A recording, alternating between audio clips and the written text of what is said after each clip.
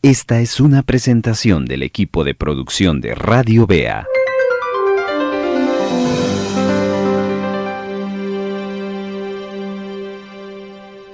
Saludos hermanos, estamos una vez más listos para compartir con ustedes. Hace muchos años escuché una analogía sobre cómo los mineros hacen su trabajo. Y es que la mayor riqueza en este tipo de prácticas o de trabajo no es un trabajo que conlleve ser muy superficial, sino los mineros saben que si ellos quieren tener éxito en buscar y encontrar la riqueza a través de esas grandes montañas, las cuales le llamamos nosotros minas, necesitan ir a lo más profundo de la montaña. Y eso implica escarbar, escarbar, escarbar, escarbar, escarbar, hasta llegar a lo más profundo. Por lo cual, una persona que practica o quiere dedicarse a la minería sabe que no va a ser suficiente el hecho de ir superficialmente a hacer su trabajo. Necesita esa dinámica de tener ese compromiso de ir a lo más profundo de su compromiso laboral para poder encontrar el éxito. Y esa analogía viene al caso porque así es el estudio de la palabra del Señor. Entre más profundo vayamos, más riqueza vamos a encontrar. Y digo eso porque hoy vamos a continuar con la séptima parte de una serie que hemos estado compartiendo ya varias semanas atrás, la cual le titulamos Lecciones del Rey David. Y para ello, si hay una séptima entrega de esta serie, es porque Dios nos está permitiendo profundizar en la vida de este gran hombre. Vamos en esta oportunidad a hablar sobre la diligencia. Ese es el primer concepto que vamos a aprender. Pero detrás de eso vamos a aprender sobre las coincidencias. Vamos a hablar sobre las alianzas. El cuarto tema, muy interesante, el rechazo. Y para cerrar en esta ocasión hablaremos sobre los conflictos. David nos va a enseñar esas 5 cosas, las cuales le invito que usted escuche, estudie con nosotros, todo esto basado en el primer libro de Samuel, capítulo 25, donde será nuestra meditación. Gracias por acompañarnos. Gracias por estarnos acompañando en este tiempo devocional.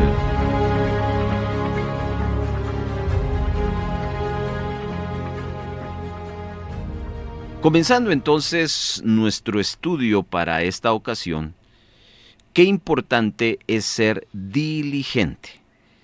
La Biblia habla de la diligencia como una característica importante en aquellos que han aprendido a ser sabios. Salomón, que fue el hijo de David, nos enseña a lo largo del libro de Proverbios sobre este concepto. Pero no cabe duda que Salomón aprendió sobre ser diligente porque tuvo un padre que le enseñó acerca de la diligencia. Vamos a aprender un poco de David en cuanto a este concepto.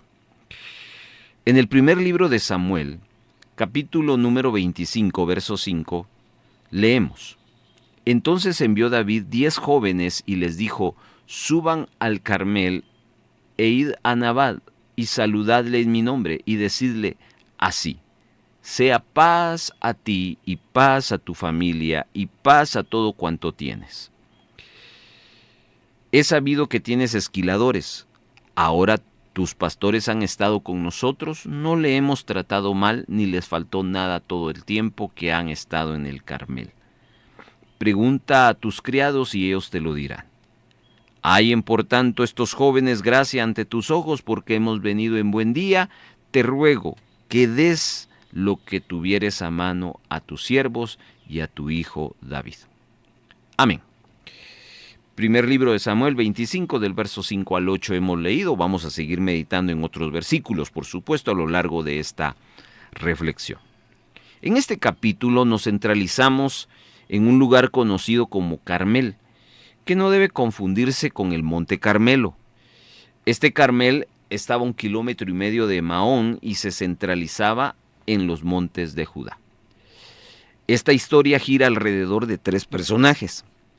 Nabal, que era un hombre rico, pero tenía otras características: malagradecido, perverso en su carácter, terco, y también tenía una buena esposa, Abigail, mujer que era diplomática, profetisa, y en tercer aspecto, pues nuestro personaje central, David, el cual le pide ayuda a Nabal, y vamos a aprender sobre eso. En esa ayuda que David le pide a este hombre, Nabal, pues David recibe la dureza de aquel varón. Por eso dimos ese detalle que Nabal era perverso en su carácter, malagradecido, un hombre próspero. Y David pide ayuda y Nabal no le da. Y eso entonces habla de lo que vamos a arrancar en este momento. Leamos el versículo número 10 del capítulo 25 del primer libro de Samuel y una pregunta que aquí se aborda. ¿Quién es David y quién es el hijo de Isaí? Como dije, Nabal era un hombre rico que tenía una hacienda. Imagínense, era un hacendado con muchas ovejas, muchas cabras. Hombre rico.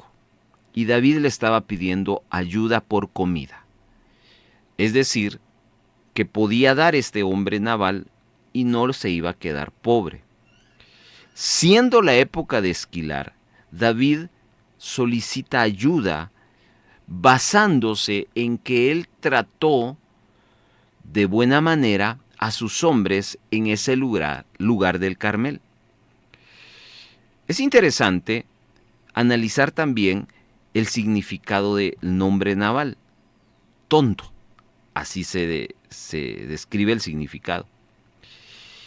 Y bueno, no era un hombre, como ya vimos, un hombre de buenas obras, a pesar de que venía del linaje de Caleb. ¿Se recuerda usted de Caleb? Pues Nabal fue descendiente de él.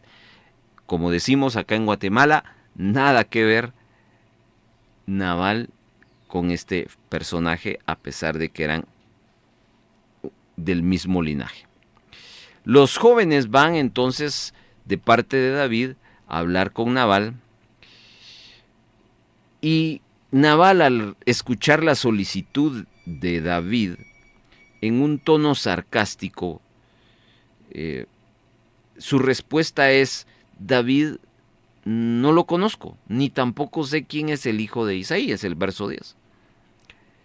Entonces vemos acá cómo este hombre lo empieza a atacar de una forma verbal. Hablo de Nabal a David. Lo trata como alguien que no es de renombre. Y a ese nivel solo se trataban así a las personas fugitivas. Entonces vemos a un hombre duro e incrédulo para recibir no solo la oportunidad de ayudar al escogido de Dios, sino es una falta de respeto al que había sido ungido como rey. Pero Nabal simplemente está actuando en su egoísmo y en su miseria, y no hablo de lo material, sino de su carácter. No supo sembrar en un terreno fértil como era la vida de David, como otros hombres que habían extendido ayuda. Vimos en el capítulo anterior cómo David ayudó a aquel sacerdote que buscó y le dijo: yo voy a cuidar de ti. Nabal no hizo eso. Y entonces aquí podemos aplicar que en este tiempo existen nabales. Nabales que tienen frente a ellos a personas ungidas, pero que no les ayudan, sino que cierran su corazón a la ayuda del hombre, del siervo de Dios. Pero sigamos con la historia, verso 17. Ahora pues dice, reflexiona y ve lo que has de hacer. Cuando a David se le comunica lo que Nabal ha respondido a su petición, David se molesta. Y entonces viene David y toma 400 hombres y lo primero que él dispone es ir a castigar a Nabal. La historia nos sigue contando en el pasaje que uno de los criados rápidamente va a hablarle a Abigail, que es esposa de Nabal. Note las características de esta mujer, de buen entendimiento y hermosa apariencia, verso 3. Entonces, vemos acá que cuando esta mujer recibe la noticia de que los hombres de David venían a matar a su esposo, ella reacciona. Y por eso es importante las características, porque es de buen entendimiento.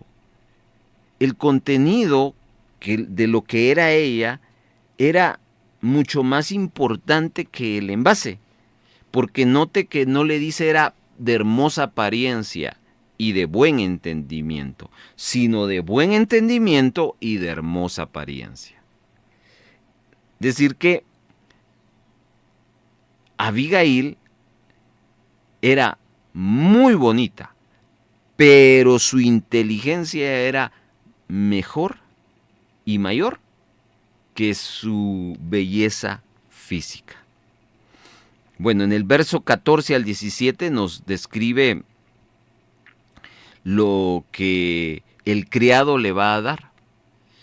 Y ciertamente, Nabal, con sus palabras de rechazo y de burla, se nota que no conoce a David y a sus hombres. Pero el criado sí conoce a David. ¿Nota usted eso? Cómo el de menor rango sabía quién era el ungido y Nabal, que era el jefe, llamémoslo así, desconocía.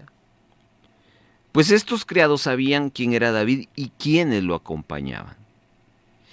Y lo más importante del testimonio de los criados es que los criados tenían el concepto correcto de David. David los había tratado de buena manera, los había protegido. Así que el criado le dice esta frase que leemos en el verso 17. Reflexiona y ve lo que has de hacer. Le habla así porque sabía que con ella se podía dialogar. Abigail era una persona que sabía escuchar, reflexionar y que podía tener una correcta reacción. Nabal no era de ese tipo, pero su esposa sí lo era. También entendemos que el criado, por lógica, conocía no solo a Abigail, sino conocía también a Nabal. Y por eso recrimina en el verso 17, pues él es un hombre perverso que no hay quien pueda hablarle, duro y de malas obras. Había insensatez con él. En otras palabras, con Nabal no podía haber comunicación. Él era el tipo de personas que no escuchaba a nadie. Con todo el mundo tenía problemas. En el tiempo de la esquila se preparaba la comida para la fiesta. Por eso David pidió para ello. Así que verso 18 nos habla de que Abigail toma suficientes provisiones y monta en un asno y sale al encuentro de David. A sus criados los envía por delante y en el verso 19 les dice, y nada declaró a su marido Nabal. Como vemos acá, una mujer que es muy sabia, sabe cuándo decir y sabe cuándo callar. Hay cosas, hermanos, que la sabiduría nos lleva a experimentar. Cuando tienes encuentro con David en el versículo número 20, se encuentran en una parte secreta de un monte. No olviden que David va con sus hombres dispuesto a hacer justicia con este hombre Nabal que no quiso ayudarles. Y entonces aparece el verso 24. Señor mío, sobre mí sea el pecado. Pero ante David, esta mujer, antes de hablar, en el verso 23, porque la frase que les leí está en el verso 24, en el verso 23 hay un acto, y el acto es humillación porque se postra. Y luego ella se echa la culpa diciendo sobre mí sea el pecado. Es decir, que ella asume la responsabilidad y la culpa, que no es de ella, pero la está asumiendo. Está dispuesta a cargar el error de otro. Acto seguido, intercede ante David pidiendo que la escuche. Ella se convierte en intercesora, en mediadora, en reconciliadora. Primero, no excusa al marido, quiero que lo note, porque ella misma lo llama un hombre perverso, insensato, verso 25. Ella ha dejado ver que era muy diferente a él. Mas yo, dice tu sierva, no vi a los jóvenes que tú enviaste. En segundo lugar, le pide a David que no se vengue. Y en tercer lugar, le presenta una ofrenda de paz, según el verso 27. Es decir, aplaca su enojo al presentar una ofrenda de paz a Dios. Pero hay otras cosas que aprender de ella. Número 4, le pide perdón. Verso 28. Hay una actitud de humillación, de perdón. Y no olviden que David, pues definitivamente entiende esa parte. Y número 5, hay una declaración profética del verso 28 al verso 31. Se lo leo.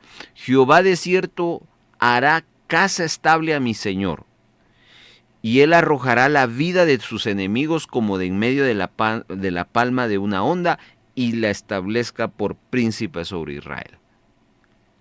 Eso lo dijo Abigail a David. Luego, en el verso 31, le pide ser recordada. Ella le dice, ¿te acuerdas de mí? Actuando en fe, Abigail le dice, acuérdate de tu sierva. Algo muy similar como lo que hizo aquel ladrón en la cruz. Acuérdate de mí cuando estés en tu reino. Entonces David tiene una reacción. Y es una bendición que declara David para esta mujer. Bendito sea tu razonamiento y bendita tú. Abigail provoca que David no tome una decisión equivocada. Abigail ayuda a David a tomar una correcta decisión. David dice que recibe en el verso 35 las ofrendas de paz, y ella se gana el respeto de David. David entonces recibe el consejo o el razonamiento que traía esta mujer. Verso 40. Cuando Abigail llegó a su casa, Nabal estaba celebrando el banquete, el cual también David quería celebrar. Pero como Nabal era un hombre sin temor y perverso, se emborracha. Sabía que Abigail sabía que no había que hablarle a este hombre, sobre todo porque estaba borracho. Y ya habíamos dado referencias de que este hombre no tenía razonamiento para nadie. Dice la palabra en el verso 37 que al día siguiente, que cuando ya Nabal estaba sobrio, le da un derrame cerebral. Y esto vemos como es un juicio de Dios a causa de su perversidad. Luego David ve y sabe de la muerte inesperada de aquel hombre. Y entonces David se recuerda de que Abigail le había profetizado. Y esto es algo extraordinario. ¿De qué estamos hablando hoy? Estamos hablando de la diligencia. David venía impulsivo a quitarle la vida, pero Abigail lo encuentra y lo hace reflexionar. Y entonces vemos que David cambia de actitud. La historia termina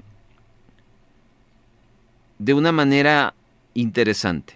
Verso 39 dice que David envió a traer a Abigail para tomarla por su mujer. David no la tomó, sino le pidió tomarla. Envió a hablar con Abigail y David, y eso es interesante lo que estamos analizando, le preguntó sí o no. No fue que la arrebató.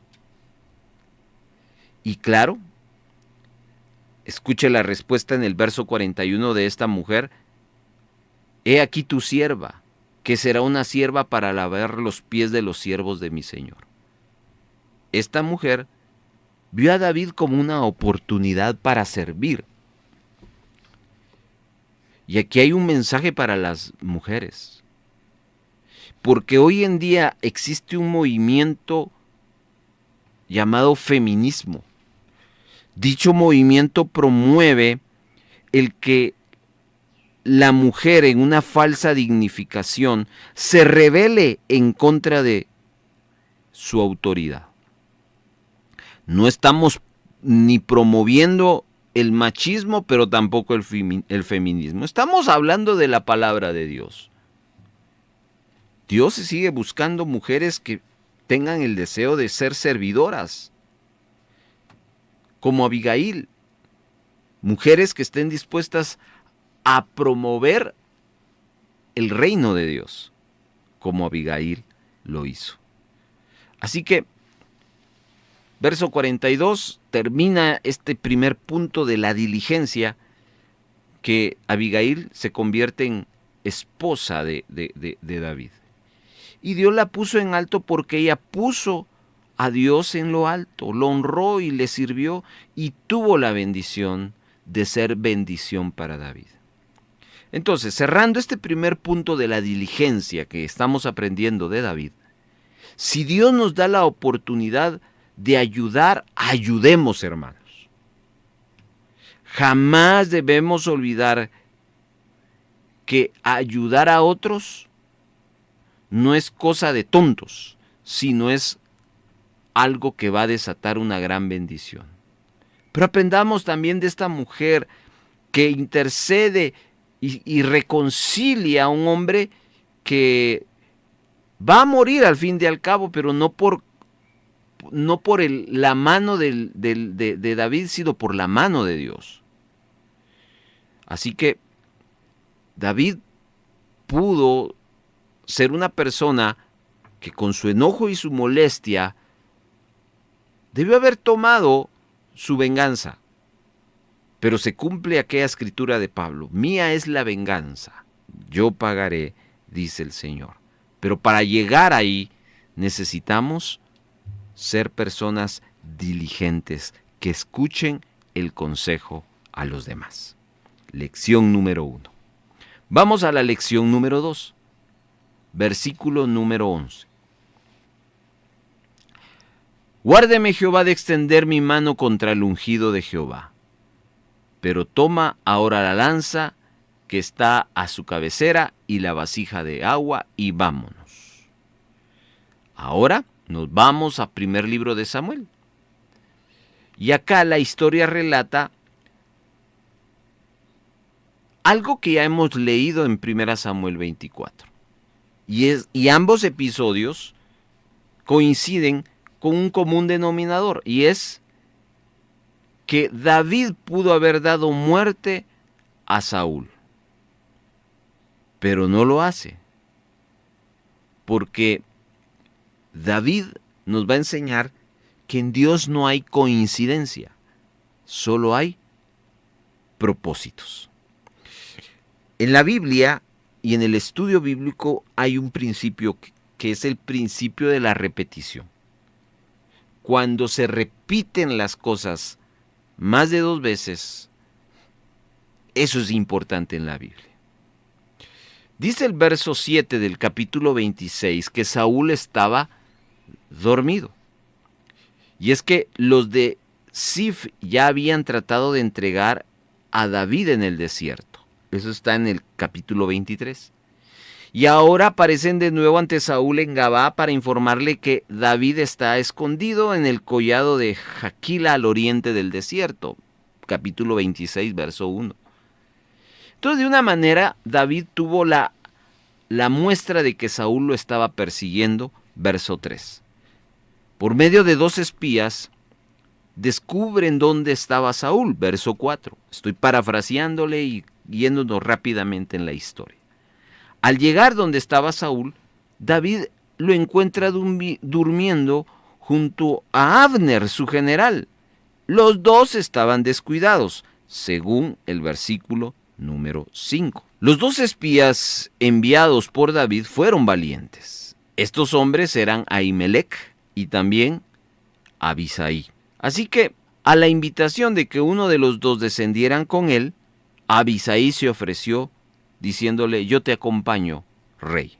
Cuando David y Abisai llegan al campamento en el verso 7, Saúl estaba tendido en tierra y Abner y el ejército dormían a distancia. A la cabecera de Saúl tenía su lanza. Así que David le llega el momento de volver a tener la oportunidad de liberarse de su perseguidor. Pero viene el verso 8. Una declaración. Hoy ha entregado Dios a tu enemigo en tu mano. Una de las cosas que nos debemos de cuidar, queridos hermanos, es de aquellas presiones y aquellos mensajes que pudieran venir de parte de Dios y no lo son. Esos mensajes que aparentemente Dios te los envía, pero que más bien lo que traen no es un sentir de parte de Dios, sino un sentir de parte de los hombres. David no se deja presionar, sabe actuar con calma ante esas presiones de Abisai. Luego Abisai le agrega a eso de hoy ha entregado Dios a tu enemigo en tu mano, lo siguiente: ahora pues, déjame que le hiera con lanza y la clavaré en la tierra de un golpe y no le daré un segundo golpe. Sobre este sobrino de David, que llegó a ser uno de sus generales y estuvo en la lista de los 30 valientes, leemos en el capítulo 23, verso 18 del segundo libro de Samuel. Y Abisai, hermano de Joab, hijo de Sarbia, fue el principal de los 30. Este alzó su lanza contra 300 a quien mató y ganó renombre con los 3. Lo que quiero mostrarles es que Abisai era un líder excepcional, valiente, destacado, pero si David le hubiera permitido actuar, con esto buscaría David adelantarse al propósito de Dios. Por eso en Dios no hay coincidencias. Cuando uno camina en el propósito de Dios, uno va a encontrar el tiempo y la ocasión perfecta. Verso 9 dice: no lo mates, porque ¿quién extenderá su mano contra el ungido de Jehová y sea inocente? David da la orden: no lo mates, usando su autoridad, y da la razón después: ¿quién va a extender su mano contra el ungido de Jehová? Una vez más vemos cómo David respeta a Saúl. y lo sigue haciéndolo a pesar de muchas cosas que él entiende. Vemos ahí la misericordia, la justicia de David, pero sobre todo su dominio espiritual.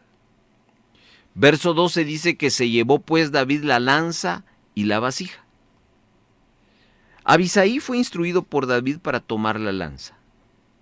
Luego se retiran. Y leemos en el verso 12. Y se fueron y no hubo nadie que viese, ni entendiese, ni velase, pues todos dormían, porque un profundo sueño había enviado Jehová, que los había hecho caer.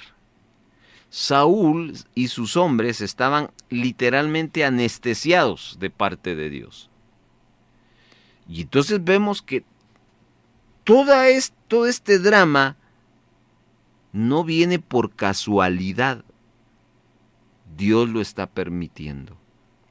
Debemos de recordar que Él es el que cambia el escenario. Él es el que provoca los sueños. Él es el que llama, Él es el que endurece, Él es el que hace las cosas. No hay casualidades. En esta ocasión de David y Saúl, repito, tiene ciertos parecidos en el capítulo 24. Pero en el verso 21 del capítulo 26 que estamos leyendo, hay algo que nos llama la atención. Dice, entonces dijo Saúl, he pecado. Vuélvete, hijo mío David, que ningún mal te haré más, porque mi vida ha sido estimada preciosa hoy a tus ojos. Aquí vemos un aparente arrepentimiento de Saúl. ¿Por qué decimos aparentemente? Porque leamos, recordemos lo que dice el capítulo 24, verso 16. En una ocasión similar, Saúl llora. Pero en el capítulo 26, Saúl sigue persiguiendo a David. No cabe duda, hermano, que cuando uno se mueve en los propósitos de Dios, todo es perfecto. No cuando nosotros nos movemos en nuestros propios propósitos. En el verso 25 del capítulo 26 hay una declaración. Bendito eres tú, hijo mío David, sin duda emprenderás tú cosas grandes y prevalecerás. Saúl, sin ser consciente, sin premeditación, está trayendo una palabra profética para David. Primero lo bendice. Segundo declara lo que él va a hacer, cosas grandes. Y tercero, le dice que va a ser un hombre de éxito, victorioso. Entonces uno se pregunta, ¿cómo es que alguien que está buscando a otro para matarle, le está bendiciendo? Porque no olvidemos que en este segundo aspecto estamos aprendiendo que no hay coincidencias, no hay casualidades. Dios tiene todo el control. Y cuando Dios tiene el control y cuando nosotros decidimos caminar en ese propósito, estas cosas suceden. David tuvo muchas oportunidades, pero en este pasaje una vez más la oportunidad de eliminar a Saúl. ¿Pero qué hizo David? Dejó todo en las manos de Dios. David no se dejó presionar por aquellas personas que no teniendo su mismo sentido, perspectiva de vida, lo impulsaron a hacerle daño a Saúl. Al contrario, David demuestra misericordia, justicia y que él es un hombre muy espiritual. David entiende que a él le conviene más que tomar su propia ley, tomar la ley de Dios. Él entiende que todo lo que uno siembra, en su momento lo va a cosechar. Así que no se desespera por eso. Pero sobre todo él entiende cuando Saúl le está bendiciendo y le está declarando bienestar al rey David, entiende que Dios no hay casualidades. Y en vez de estarnos preocupando qué debiéramos de hacer, debiésemos de estar preocupados si estamos caminando en el propósito del Señor. Esta es una gran lección entonces que nos habla en este segundo aspecto, que en Dios nunca hay coincidencias. Vamos al punto o lección número 3. Hablemos un poco sobre las alianzas. Demos un salto ahora al capítulo 27, versículo número 2. Se levantó pues David y con los 600 hombres que tenía consigo se pasó a Aquis, hijo de Maoc, rey de Gat. David tuvo que tener un acercamiento con este rey filisteo para seguir escapando del rey Saúl. Con el rey de Gat hizo alianza más por razón de supervivencia que por convicción. La capacidad de relacionarse con los demás es una bendición y es clave, hermano. Imagínese usted que David hubiera tenido enemigos por todos lados. Él mismo se hubiera cerrado las puertas. Pero David tuvo la capacidad de tener buenas relaciones. Leamos el versículo número 1. Nada, por tanto, me será mejor que fugarme a la tierra de los filisteos. Vemos aquí en primer lugar que David tiene una idea en su corazón, medita en su corazón, toma decisiones, pero piensa claramente y objetivamente qué es su decisión. David está actuando conforme a su corazón. Ahora, esto hay que saberlo interpretar, porque David no está moviéndose por corazonadas. David escribe en muchos de sus salmos que los preceptos de Dios deben de estar en su corazón. ¿Cuánto amo yo tu ley? Porque David tenía una conexión en su corazón con la ley de Dios. Significa que cuando David está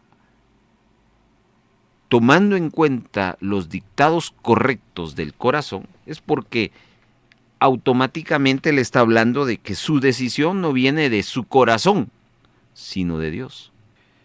Dice el versículo número 1, dijo luego David en su corazón, al fin seré muerto algún día por la mano de Saúl. Nada, por tanto, me será mejor que fugarme a la tierra de los filisteos, para que Saúl no se ocupe de mí y no me ande buscando más por todo el territorio de Israel, y así escaparé de su mano. Esta es una declaración muy interesante, porque David está siendo realista, no es idealista. David tuvo que entender que Saúl no cambiaría nunca. Y que él sabe que no es que un día él se le va a pasar su bravura o su envidia o sus celos, no. David entiende en su corazón que si hay algo en el corazón de Saúl, es que un día las cosas no van a cambiar, las cosas van a seguir siempre, porque David entiende y analiza y comprende el corazón de Saúl, que no iba a ser transformado. Entonces la conclusión es que él tiene que aprender a ya no depender de la esperanza de alguien más, del cambio de alguien más, sino tiene que empezar a abrirse otros caminos con la ayuda de Dios. Y por eso él entiende que los filisteos son una forma de que Dios puede respaldar. Cuando llega allá a Gat, en el verso 5 dice que le hace la petición al rey: si he hallado gracia ante tus ojos, séame dado lugar a alguna de las aldeas para que habite allí. Viene entonces pidiendo a Aquis, el rey filisteo, pidiendo gracia. Porque cuando uno sabe que tiene el respaldo de Dios, la aprobación de Dios, no importa a quién te enfrentes, la gracia de Dios será el que te conduzca. Verso 11. Dice la Escritura: y esta fue su costumbre todo el tiempo que moró en la tierra de los filisteos. Y esto es extraordinario, porque no olviden quién fue que había provocado que Israel cobrara fe en la persecución que tenían los filisteos. Pues David. Y ahora David está viviendo con ellos. Siclag, ciudad filistea, es ahí donde David y sus hombres aproximadamente viven durante 1 año y meses. Dios sabía que David necesitaba tiempo y privacidad, y por eso respalda la idea de esa alianza que se está formando. Mientras David estuvo en Gat con sus hombres, se mantuvieron ocupados realizando incursiones y asolando a los jerusitas, a los jezreítas, a los amalecitas, como lo dice el verso 8. Y David le daba muerte a estos enemigos y tomaba sus despojos.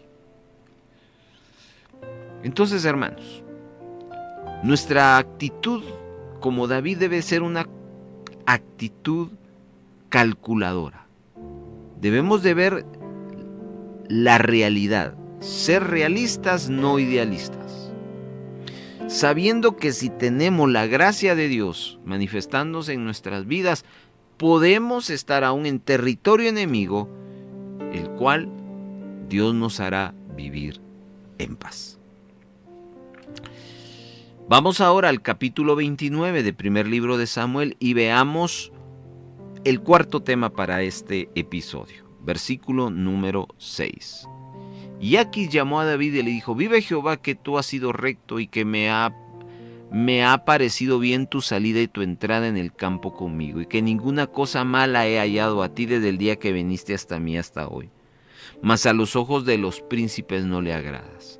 Vuélvete pues y vete en paz para no desagradar a los príncipes de los filisteos.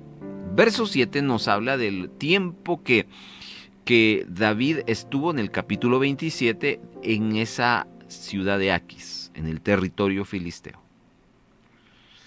Luego vemos que Aquis llegó a creer plenamente en la palabra de David, versículo 12. Pero bueno, las cosas van a cambiar. Veamos cómo se desarrolla este cuarto punto que hoy queremos aprender de David, el rechazo. Verso 2 dice: David y sus hombres iban en la retaguardia con Aquis. David se convierte en un guardaespaldas con el rey Aquis, pero es por asociación con Aquis. David se estaba metiendo en situaciones difíciles. No está más de recordar que necesitamos ser cautelosos con quienes nos asociamos. Una cosa fue que David hubiera pedido ayuda al rey Aquis y otra cosa que David terminara siendo usado por el rey. Muchos como Aquis pretenden ser aliados de alguien porque solo están interesados, y por eso se debe de tener esa situación con mucho cuidado. Cuando David se asoció y se hizo acompañar a Aquis, en otras palabras, el mensaje entre líneas era que David apoyaba a Aquis y a lo que él creía. Así que David debía de haberse cuidado de cómo y con quién se iba a comprometer, porque los actos de otros también nos arrastran. Note que David y sus hombres iban a la retaguardia, más por compromiso que por convicción. Aquis le está cobrando el favor. Y entonces llegamos al verso número 4 y hay una frase: despide a este hombre. La presencia de David empieza a incomodar a todos los filisteos. Preguntas como, ¿qué hacen aquí estos hebreos en el verso 3? Entonces, definitivamente, asociarse con personas mientras estamos en el propósito de Dios, en algún momento será conveniente. Pero llegar a hacernos uno con esas asociaciones, ahí es donde empiezan las cosas a ser anormales. No olvidemos que lo que es para nosotros normal, porque nosotros hablamos de creyentes, cristianos, lo que es normal para nosotros, para el mundo es anormal, y viceversa. Así que David empieza a ser un hombre que desarrolla desconfianza. En el verso 9 hay una declaración: tú eres bueno ante mis ojos. Ante el rechazo de los filisteos, David reacciona a Aquis y le pregunta, ¿qué he hecho? ¿Qué he hallado yo delante de ti? He peleado contra tus enemigos, guardándote. Entonces David hace una retrospección rápidamente de si él ha fallado. Pero es aquí donde, hermanos, a veces el rechazo es justo y hay rechazo que es injusto. David tuvo que experimentar el rechazo en ese momento en su vida, porque David se estaba acomodando a la vida de los filisteos. De tal manera que, como aprendimos en el punto anterior, Dios, que tiene todo bajo control, empieza a poner desagrado en el corazón de los filisteos, a que David ya no lo ven con ese mismo agrado. Y entonces tenemos que concluir que David debe considerar bien con quién se asocia.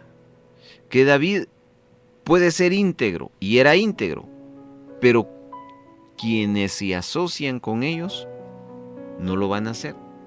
De tal manera que nos vamos a poner en la misma brecha del rechazo. O nos rechazan o nosotros rechazamos las formas como los demás actúan.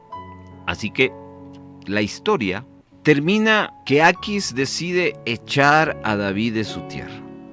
Levántate pues tú de mañana, dice el verso 10, tú y los siervos de tu señor, y váyanse. Y es ahí donde David, con sus hombres, tienen que considerar dejar la tierra de los filisteos. Amados hermanos, muy probablemente el rechazo que nosotros podamos estar recibiendo en este tiempo sea el resultado que ya es tiempo de salir de ese lugar. A veces el rechazo Dios lo utiliza para mostrarnos algo que, decisiones que debemos de tomar y no las tomamos.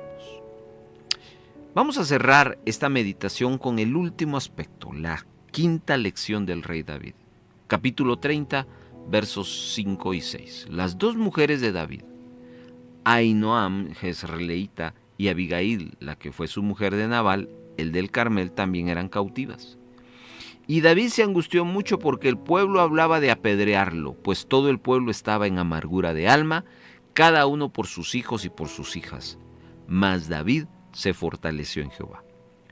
A su regreso a Siclag, el ungido encontró que su ciudad había sido invadida por la gente de Amalec y la había quemado, tomando cautivo las mujeres y los niños y los que estaban ahí, incluso a sus dos mujeres. Todo esto causó tristeza a David, pero no solo a él, sino a sus seguidores. Y en la angustia que vivía el pueblo, empezó a murmurar y a hablar de apedrear a David. Después de esto, de haber recibido la palabra de Dios y de ser notificado por un egipcio abandonado por su amo amalecita, David con los 400 hombres ataca, rescatando a su familia. Pero veamos ya específicamente este quinto aspecto que tiene que ver con el enfrentar los conflictos. Uno de los conflictos que David enfrentó es el peligro de ser atacado por su misma gente. La gente estaba tan dolida, como leemos en el verso 4, que la gente que con él estaba alzó la voz y lloraron hasta que les faltaron las fuerzas para llorar. Implica que había un dolor fuerte. Y ese dolor mal canalizado lleva a una amenaza fuerte para David. Y como leímos, viene la amenaza de apedrearlo. Pero ante esa situación, dice que David se fortaleció en Jehová su Dios. Acá encontramos que el secreto de David ante los conflictos fue Dios, fue su relación con Dios, fue sus fuerzas espirituales. Y yo le dejo ahí como referencia el Salmo 25, que se considera que fue la oración que hizo David en el momento de ir a fortalecerse en el Señor. Pero hay algo más interesante. En medio de esa situación difícil y David tomando la acción correcta, dice el verso 7 que David consultó a Dios. David lanza preguntas. ¿Perseguiré a estos moradores? ¿Los podré alcanzar? David lo acompaña el sacerdote Abiatar, que recordemos que utilizaban el efod y que de alguna manera era un instrumento para consultar a Dios. Dios por medio de este sacerdote le aclara y le dice: síguelos, porque ciertamente los alcanzarás y de cierto los librarás a los cautivos. David entiende que tiene la aprobación de Dios para poder ir a rescatar. En el camino, después de 200 hombres que se quedaron atrás, el resto se encontraron con un esclavo egipcio abandonado por su amo porque estaba enfermo, que llevaba 3 días y 3 noches hambriento y sediento. Este egipcio lleva a David al campamento amalecita, donde estos fueron heridos de muerte y solo escaparon 400 jóvenes. Pero note, primero David consulta, no hace nada fuera de la voluntad de Dios, se somete a la palabra de Dios y a su guía. Segundo, David comparte, ve a alguien en necesidad y le da lo que tiene. Tiene alimento para aquel hombre egipcio y lo comparte. Y número 3, se compadece. Dejó huir a 400 jóvenes, no les quitó la vida, mostró compasión por ellos. Muy probablemente porque David fue consciente de esa sensación de perder a su familia. Y el verso 19 dice que lo recuperó todo. Lo que el enemigo le había quitado, David lo llega a recuperar. ¿Qué recupera? Número 1, sus pertenencias. Número 2, a sus mujeres. Número 3, a sus hijos e hijas. Y número 4, las ovejas y el ganado mayor. ¿Pero de dónde surge esa restitución? De Dios, de recibir fortaleza y guianza. En el verso 24 del capítulo 30 encontramos así: así ha de hacer la parte del que queda con el bagaje, les tocará parte igual. Aquí hay una repartición del botín. Pero David no dijo: yo me quedo con la mayor parte y ustedes se reparten. Vemos aquí que el repartimiento fue partes iguales. Hermanos amados, en medio de los conflictos, nosotros debemos de fortalecernos en el Señor. David se sintió amenazado, buscó dirección. En su dirección, David hace misericordia y Él lo recupera todo. Qué grandes lecciones que hoy podemos tomar de David, que hoy se las hemos compartido en este devocional. Un hombre diligente, un hombre que más que buscar coincidencias entiende que hay un propósito, un hombre que sabe hacer alianzas, un hombre que entiende que el rechazo lo utiliza como una señal, y un hombre que sabe manejar los conflictos. 5 lecciones que hoy desafían nuestra fe y esperamos que también para nosotros sea un ejemplo de vida en nuestro caminar.